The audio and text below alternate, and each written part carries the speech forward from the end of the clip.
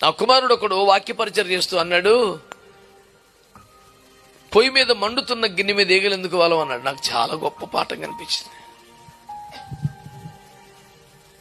చిన్న సేవకుడు, నా కుమారుడు మంచి బలంగా వాడబడుతున్నాడు.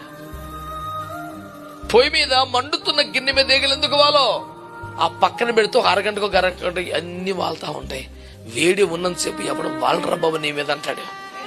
దేవునికి స్తోత్రం చెప్పండి. పద్దాకి శోధన, పద్దాక ఆశ, పద్దా ఎక్కువ. ఈ దరిద్రం అంత ఎందుకు వస్తుంది నీకంటే? చల్లారిపోయావు నువ్వు.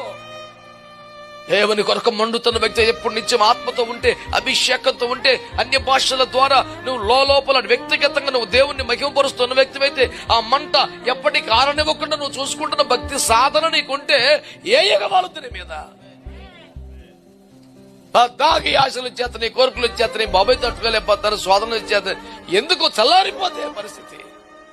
ఫోన్ కాడే చచ్చిపోతే, టీవీ కాడే చచ్చిపోతే, మాటలోనే చచ్చిపోతే ఆరకేం చేస్తాం పద్దాక? అవన్నీ నీ అవసరార్థమై అనుగ్రహించబడ్డ సాధనాలు. అవసరానికి వాడుకుంటే ఇబ్బంది ఏముంది? వాటితో సమయం గడపటం ఏంటి?